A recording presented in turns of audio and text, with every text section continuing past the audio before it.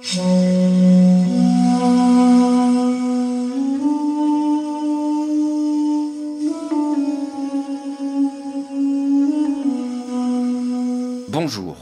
bienvenue dans le podcast « L'histoire des Germains, des Francs et des Mérovingiens ». Je m'appelle Xavier. Et je m'appelle Romain. Abonnez-vous à notre podcast sérieux, mais pas trop, conçu pour les passionnés d'histoire, qui veulent tout comprendre sur ces peuples, leurs aventures, leurs coutumes et leurs territoires durant le premier millénaire. Retrouvez-nous sur les réseaux sociaux Facebook et Instagram et sur notre site internet à meropodcast.fr. Et n'hésitez pas à nous faire part de vos commentaires ou à nous donner des étoiles sur votre plateforme de balado favorite. Ceci est l'épisode 45, la vengeance de Magnus Maximus. Les années 80 sont des années d'un calme relatif pour l'Empire romain, avec une paix fragile sur à peu près toutes les frontières. Sur le Danube, l'accord de 382 avec les Goths a mis un terme à 6 ans de massacres au prix d'une large autonomie pour les barbares au sein de l'Empire romain, ce qui n'est pas une petite concession de la part de Théodose. Dans la vallée du Rhin, les affrontements contre les Alamans semblent progressivement se calmer après les grandes attaques des 2 dernières décennies. Et à l'Est, l'empereur a enfin réussi, pour la énième fois consécutive, à signer une trêve avec les Sassanides en 384. Oui, je sais, moi aussi j'ai envie de dire, au moins jusqu'à la prochaine fois. Par contre, c'est plutôt sur le front intérieur que les tensions sont en train de monter, ce qui n'est pas sans conséquence sur le destin de nos maintenant fameux 4 fantastiques, comme nous allons le découvrir dans cet épisode.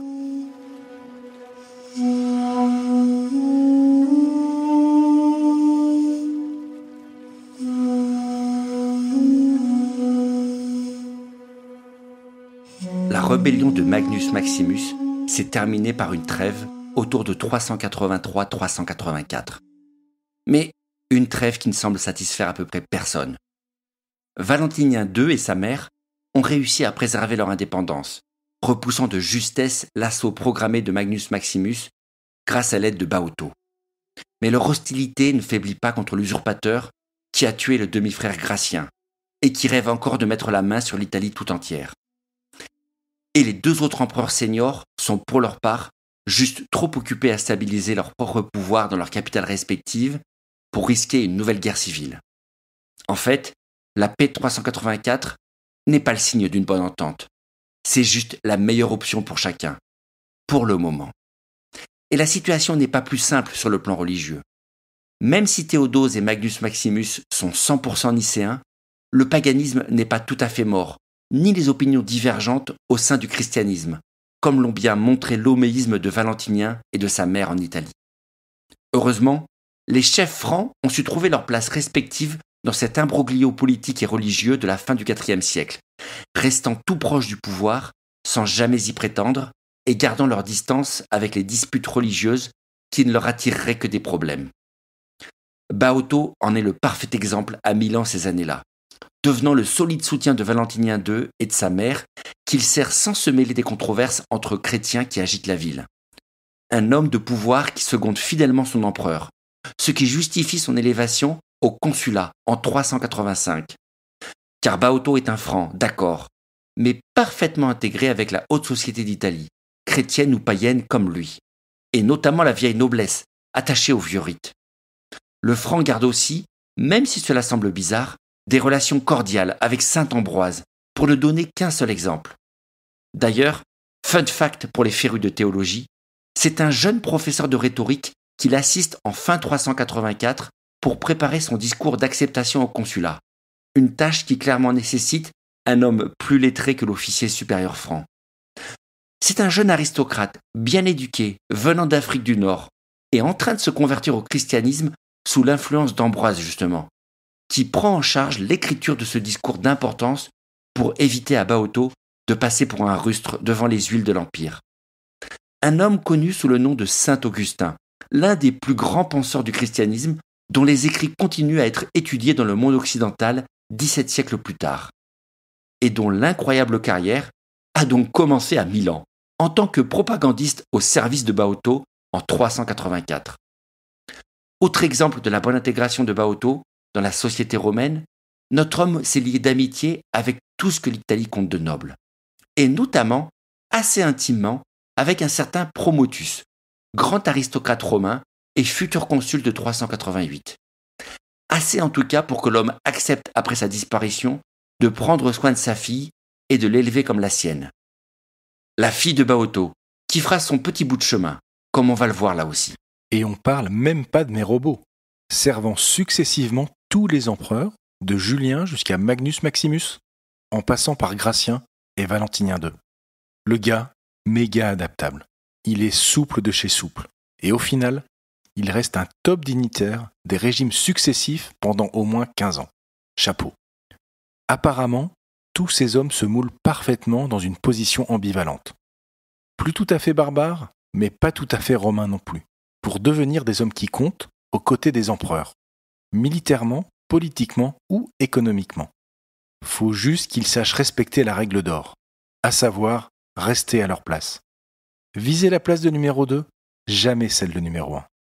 En se positionnant comme bras droit des empereurs, ces hommes peuvent aussi capter une partie du pouvoir impérial, mais sans le titre. Une part plus ou moins grosse, bien sûr, selon la poigne de l'empereur qu'ils servent.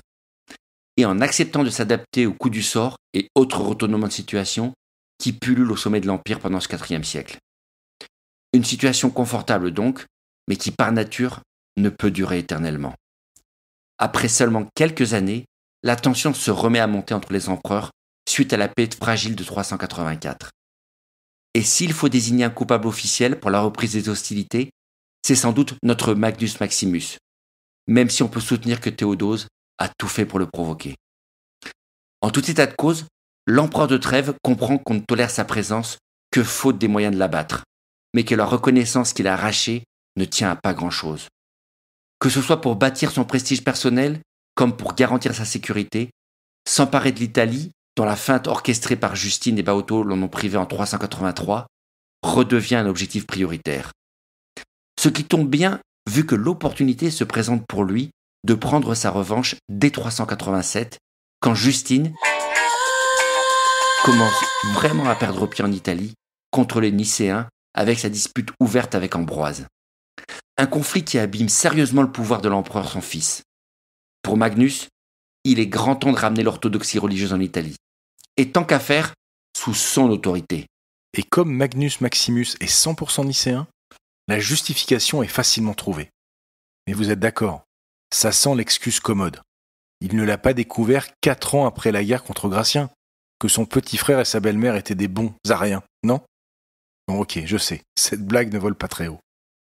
En tout cas, j'ai bien l'impression que c'est un bon prétexte pour Magnus Maximus de réaliser le plan qu'il avait dès le début de prendre tout l'Empire romain de l'Ouest, y compris l'Italie, et de se défendre contre la menace Théodose qui, tôt ou tard, va lui tomber sur le coin du nez. Il y a sans doute des arrière-pensées politiques chez nos 3 empereurs à ce stade dans cette situation qui tourne au vinaigre à partir de 387. Mais concrètement, les hostilités diplomatiques sont ouvertes par l'empereur de l'Ouest Magnus Maximus, qui, encouragé par l'affaire avec Ambroise, envoie de plus en plus de missiles par courrier à son homologue milanais, en dénonçant son christianisme non orthodoxe. Sans doute pas la meilleure manière de se faire des amis que de les accuser d'hérésie par lettre. Mais si vous voulez préparer tout le monde pour une guerre sainte, la stratégie a quelques mérites. Valentinien et sa mère comprennent bien que Magnus Maximus est en train de faire monter la température. Une stratégie de l'escalade qui ne laisse rien présager de bon et qui explique qu'une nouvelle fois, ils vont tenter la manœuvre diplomatique pour calmer le jeu. Mais Magnus Maximus est sur ses gardes cette fois. Lui qui n'a jamais digéré de s'être fait avoir avec les missions diplomatiques d'Ambroise et de Justine qui ont permis à Baoto de mettre l'Italie en ordre de bataille et de le priver d'un triomphe total en 383, notre homme se dit qu'on ne va pas lui faire le coup une deuxième fois. Et oui, c'était quoi déjà cette citation dans La Cité de la Peur avec les nuls? On peut tromper 1000 personnes une fois, mais on ne peut pas tromper... non, si on ne peut pas tromper 1000 fois 1000 personnes... Bon, enfin, vous voyez l'idée.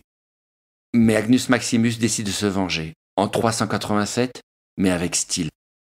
Lorsque le nouvel ambassadeur de Justine et de Valentinien arrive à Trèves pour calmer les jeux, à l'automne 387, Magnus Maximus surprend son monde et le reçoit comme un prince.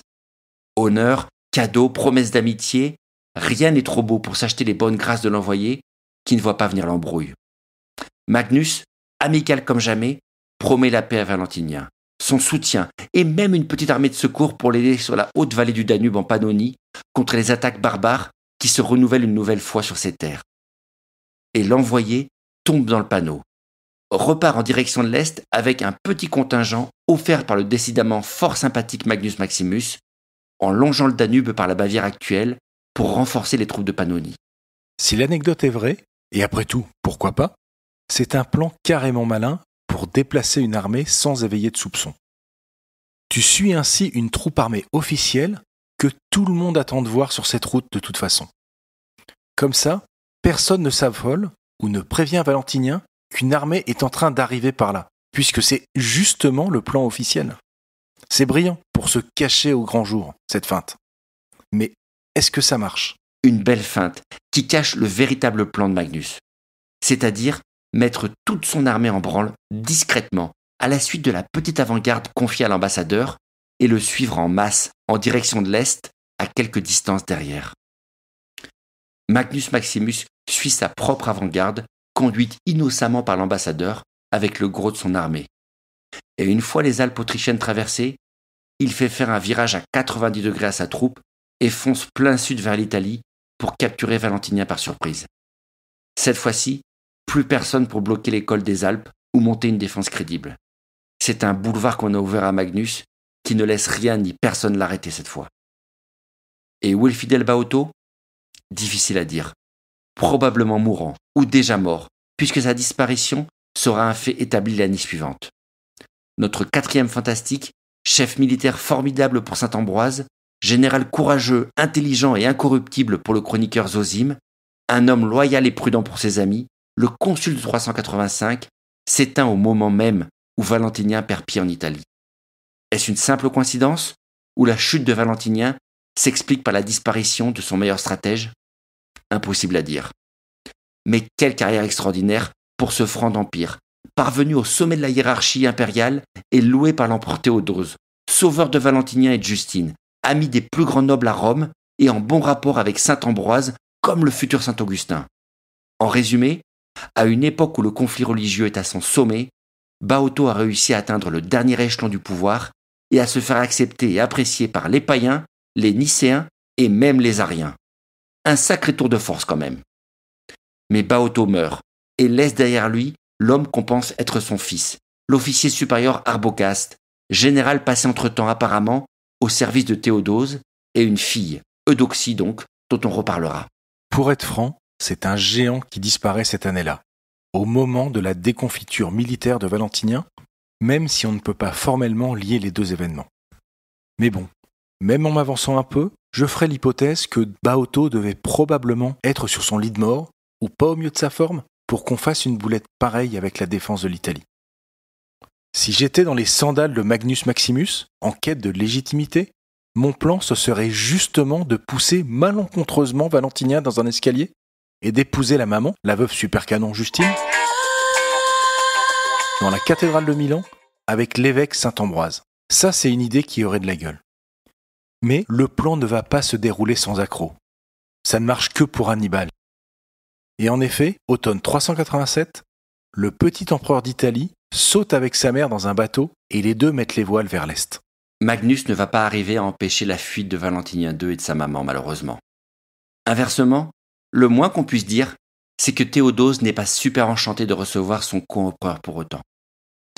Pourquoi est-ce qu'il déploierait le tapis rouge, où il ferait une fleur particulière à cet adolescent qui lui provoque de facto un incident diplomatique avec Magnus Maximus, alors qu'il vient juste de se sortir de 6 ans de conflit à l'Est comme à l'Ouest, qui ont quasiment mis son empire à genoux.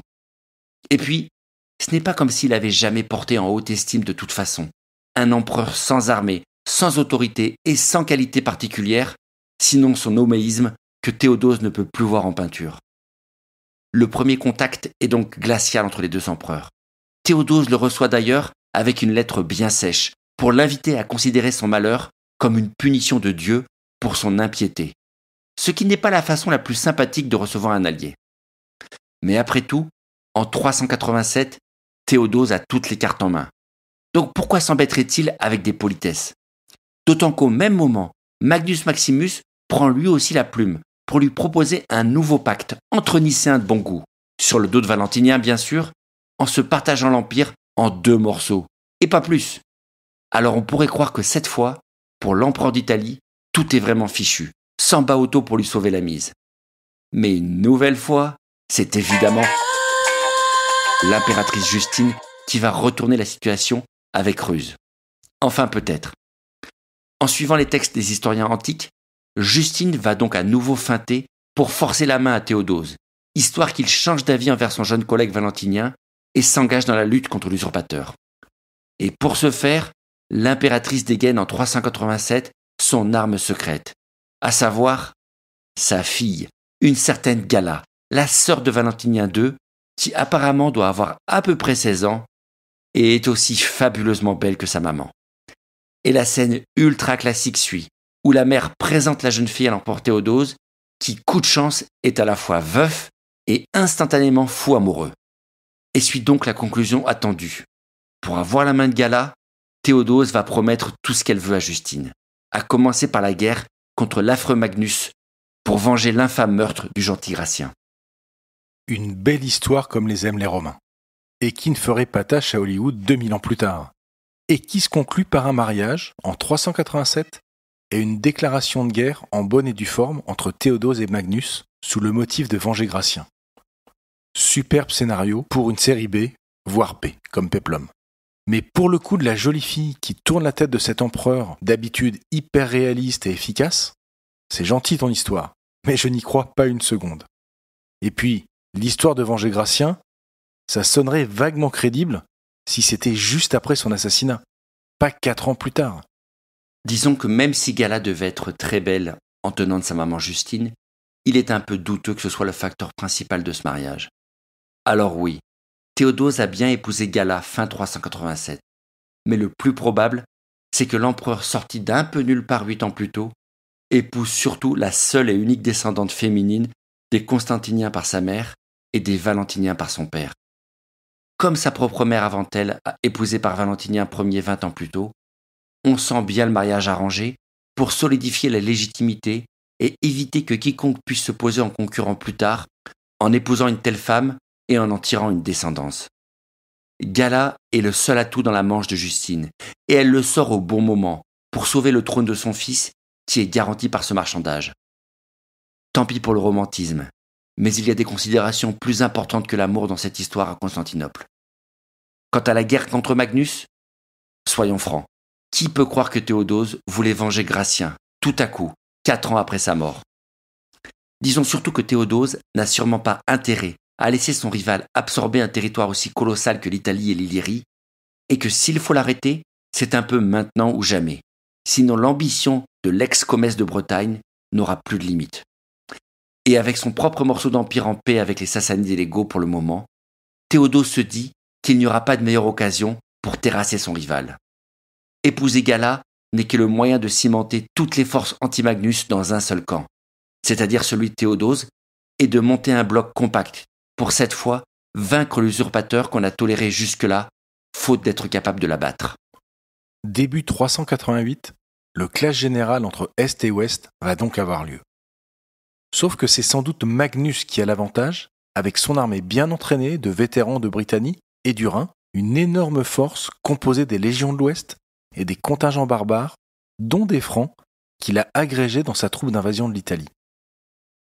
Ce qui est sûr, c'est que face à lui, Théodose, qui a récupéré une armée d'Orient en miettes 10 ans plus tôt, qui s'est pris des rousses contre les Goths, n'est pas vraiment favori et n'a pas l'air très bien parti. Dès que Magnus Maximus comprend que Théodose va dénoncer leur paix, l'empereur de l'Ouest se décide pour faire ce qu'il a toujours réussi le mieux. Une guerre éclair pour frapper l'ennemi sur son propre terrain avant qu'il n'ait le temps de réagir. Dès le printemps 388, il envoie ses généraux et son armée de choc passer les Alpes juliennes et prend position en Illyrie, c'est-à-dire en Croatie moderne à peu près. Et c'est vrai qu'en face, Théodose n'a pas sur le papier les mêmes atouts, mais n'est pas sans ressources non plus. Il dispose déjà d'une meilleure flotte. Et puis, ses 2 généraux francs, Arbogast et Ricomère, ainsi que les autres généraux barbares d'Empire qui l'ont aidé depuis 10 ans contre les Goths. Et enfin, il a les légions d'Orient quand même, qui ne sont peut-être pas aussi expérimentées que celles de l'Ouest, mais ont dû être bien reconstituées quand même depuis Andrinople. Et puis Théodose est un malin, et n'est sûrement pas du genre à se dégonfler devant Magnus, maintenant qu'il a décidé de lui régler son compte. Alors les sources sont maigres sur la guerre de 388, mais il semble que l'empereur de l'Est va jouer la carte de la confusion maximum pour paralyser son adversaire avant de le frapper. D'abord, en envoyant une expédition maritime au sud de l'Italie, pour immobiliser une partie des forces de Magnus en défense et les décourager d'avancer plus sans protéger leurs bases arrière. Et puis apparemment, en lançant une deuxième expédition pour remonter le Danube via l'Autriche, qui va ramasser des contingents germaniques en route et attaquer la Gaule en traversant le Rhin. Une expédition de diversion qui n'est évoquée que dans les textes, mais qu'on suppose commandée possiblement par Arbogast et Ricomère, qui reste son bras droit militaire, et qui fonce possiblement sur Trèves en ouvrant ce deuxième front. Et ces deux diversions vont marcher apparemment. En tout état de cause, après une première avance hors de l'Italie, l'armée de Magnus Maximus s'est positionnée en Croatie, près de la ville de Sisak, là même où s'était arrêté Magnence 40 ans plus tôt. Des hommes qui viennent non seulement renforcer numériquement l'armée romaine d'Orient, mais qui amènent avec eux de nouvelles tactiques comme les archers à cheval pour harceler l'armée ennemie. Et ça, mon gars, ça va faire fureur au 5e siècle. Une technique très difficile à maîtriser, sauf pour ces orientaux, semi-nomades des steppes, qui ont appris ça dès leur enfance et qui arrivent en Occident à partir du 4e siècle avec un vrai savoir-faire en la matière. Donc, bien joué stratégiquement Théodose. Très beau recrutement pour le Mercato 87-88. Et c'est là que, tranquillement campé sur la rivière locale, peut-être dans l'attente des décisions de son chef troublé par les diversions de Théodose, que l'armée de Magnus Maximus se laisse surprendre un jour d'été 388. Une grosse surprise en fait, car Théodose a non seulement remis sur pied ses légions après Andrinople, mais il a surtout conclu des accords avec un paquet de mercenaires, des contingents entiers de cavaliers goths bien sûr, mais aussi des Alains et même des Huns. L'armée composite de Théodose va surprendre une troupe trop statique de Magnus qui cope en Illyride depuis plusieurs semaines sans rien faire. L'armée de l'Est, ultra mobile et remplie de barbares, va réussir à surprendre sur la rivière Save, un autre affluent du Danube parallèle à Drava, là où Magnence s'est fait écraser par les cavaliers lourds de Constance II en 351. Les cavaliers orientaux traversent à gué la rivière et les contingents barbares à cheval tombent apparemment par surprise sur l'armée de Magnus. En quelques heures d'une bataille acharnée, malgré leur probable infériorité numérique, inaugurant l'arme fatale des prochaines décennies que seront les archers montés, va mettre à genoux l'armée d'Occident, qui déroute en fin de journée. Un deuxième engagement va suivre cette bataille de la Save dans la foulée, avec les régiments reformés, conduits par le frère même de Magnus Maximus. Mais même cause, mêmes effets. Apparemment, Théodose écrase définitivement son rival à l'été 88 militairement, et le pouvoir de Magnus s'effondre en quelques semaines. Et cette usurpation va finir comme 100% des usurpations manquées, c'est-à-dire mal. L'empereur de l'Ouest tentera de s'échapper, mais sera livré par ses sujets aux troupes victorieuses de Théodose dans la ville d'Aquilée, en Italie moderne, tout proche de la frontière slovène. Malgré ses supplications envers son ex-collègue pour avoir la vie sauve, Magnus Maximus sera paradé devant l'armée d'Orient, avant d'être décapité le 28 août 388. Et pour boucler correctement la boucle, le franc Arbogast vainc les dernières forces rebelles sur le Rhin et s'empare peu après de Trèves. Le 4e fantastique capture le fils né de l'empereur, un certain Victor, proclamé lui aussi auguste par son père avant son départ pour sa campagne ratée de 388. Et sans perdre de temps, Arbogast le fait étrangler, pour éradiquer une bonne fois pour toutes la menace dynastique de Magnus. À la fin 388, il n'y a plus qu'un seul maître de l'Empire, et il s'appelle Théodose, à qui tout le monde doit obéir, y compris son jeune beau-frère Valentinien II. Mais n'as-tu pas oublié quelqu'un dans ton histoire ? Alors, ok, le vieux Botoxé n'a pas survécu à son dernier lifting et est mort quelques mois plus tôt apparemment. Mais son fils Arbogast est bien en vie, lui, en train de prendre une place prépondérante auprès de Théodose. Richomer, qui vieillit, et dont on ne sait pas comment et où il a participé à cette campagne, mais qui reste, il semblerait, aussi du côté des gagnants. Mais qu'en est-il de Mérobo ?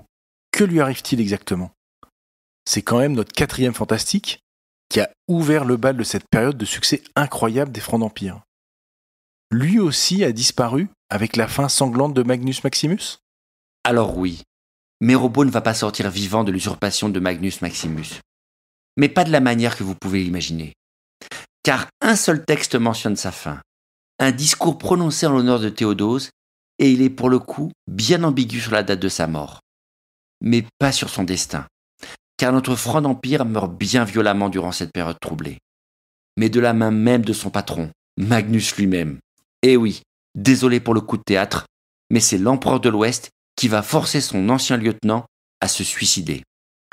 Le texte est un peu confus, mais apparemment, Mérobo serait resté servir Magnus Maximus après la défaite de Gratien. Un temps en tout cas, avant d'être poussé à la mort entre la prise de pouvoir de 383 et le début de la campagne militaire contre Théodose en 388, possiblement juste après avoir été nommé brièvement une troisième fois consul par l'empereur au tout début de l'ultime guerre. La question reste cependant débattue par les historiens. Pourquoi Magnus Maximus aurait gardé cet homme puissant à ses côtés, à sa prise de pouvoir, pour s'en débarrasser finalement à la fin de son aventure, au moment même où il aurait eu besoin de ses meilleurs généraux pour sa dernière campagne militaire? Impossible à dire avec certitude, mais la meilleure théorie reste le caractère de Mérobo. L'homme qui, toute sa vie, avait fait le choix du pragmatisme et de la défense de la Gaule comme priorité, n'aurait pas supporté le retour de cette guerre civile démente lancée par son empereur. Et il aurait comploté contre lui au retour des hostilités contre Valentinien et Théodose. Une position cohérente à l'idée des pertes futures et de la déstabilisation réelle de la frontière dont on reparlera qu'allait amener cette campagne insensée de Magnus Maximus. Un manque de fidélité envers l'empereur de l'Ouest qu'on ne lui aurait pas pardonné et qui expliquerait son exécution au début 388. Un meurtre maquillé en suicide par pendaison qui ne trompe pas les contemporains, qui blâmeront Magnus et ses brutes pour la disparition du Franc d'Empire le plus formidable des années 70. Est-ce que c'est ce crime qui a inspiré Arbogast pour faire disparaître par strangulation le propre fils de Magnus 9 mois plus tard, juste histoire de venger son ancien protecteur? Pourquoi pas? Ça serait d'une cruelle ironie, mais pas du tout surprenante chez Arbogast, qui va vite se révéler être non seulement un très bon général, mais un homme qui ne plaisante pas quand il s'agit des questions de pouvoir. Un petit trait de caractère dont on n'a pas fini de reparler. C'est une fin triste en tout cas, pour le tout premier des 4 fantastiques. Mais quel parcours exceptionnel de cet homme étonnant et méconnu de nos jours. Un militaire sorti des sables de Mésopotamie 25 ans plus tôt pour réussir l'une des plus grandes carrières civiles et militaires jamais accomplies par un barbare d'empire. Juste à côté du trône de Valentinien, puis de Gratien, puis de Magnus, avec 2 voire 3 consulats à son actif. Ce qui reste, quoi qu'il en soit, une performance époustouflante pour un homme sorti de quasiment nulle part. Mérobo, donc, prototype du Franc d'Empire à succès, capable d'utiliser son talent militaire et politique pour façonner la politique romaine. Mais discrètement. Un exemple qui va faire de nombreux petits dès les années suivant sa mort. Merci d'avoir écouté cet épisode de L'histoire des Germains, des Francs et des Mérovingiens, le podcast dédié à l'histoire de France durant le premier millénaire. N'hésitez pas à nous retrouver sur notre site internet www.meropodcast.fr ou de nous laisser un message et rendez-vous au prochain épisode.